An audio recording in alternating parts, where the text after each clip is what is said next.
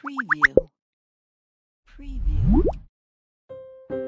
Dikisahkan, di sudut pasar Madinah Al-Munawwarah terdapat seorang pengemis Yahudi buta.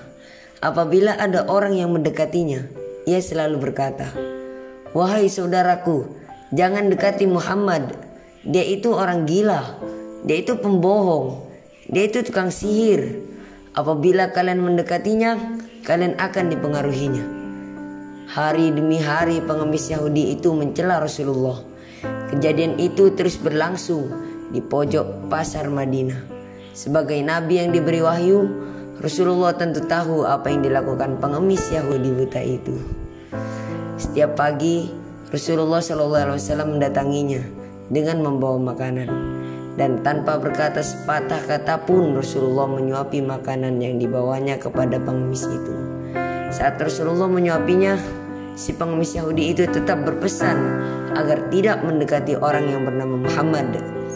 Rasulullah SAW menyuapi pengemis Yahudi itu hingga menjelang beliau wafat.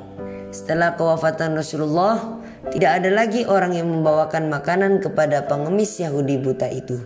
Suatu hari, sahabat Nabi Abu Bakar radhiyallahu an berkunjung ke rumah putrinya Aisyah radhiyallahu anha, yang juga istri Rasulullah. Beliau bertanya kepada putrinya, "Anakku, adakah sunnah kekasihku yang belum aku kerjakan?" Aisyah menjawab, "Wahai ayah, engkau adalah seorang ahli sunnah.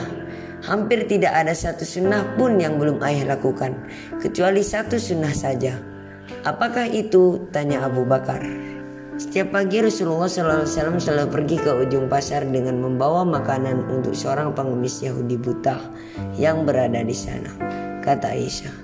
Keesokan harinya, Abu Bakar pergi ke pasar dengan membawa makanan untuk diberikannya kepada pengemis itu. Abu Bakar mendatangi pengemis itu dan memberikan makanan itu kepadanya. Ketika Abu Bakar mulai menyuapinya, si pengemis itu marah sambil berteriak, "Siapa kamu?" Abu Bakar menjawab, "Aku orang yang biasa." "Bukan, engkau bukan orang yang biasa mendatangiku," jawab si pengemis buta itu. "Apabila ia datang kepadaku, tangan ini tidak susah memegang dan mulut ini tidak susah untuk mengunyah. Orang yang biasa mendatangiku itu selalu menyuapiku, tapi terlebih dahulu dihaluskannya makanan itu dengan mulutnya. Setelah itu ia berikan padaku," kata pengemis itu melanjutkan perkataannya. Abu Bakar tidak dapat menahan air mata.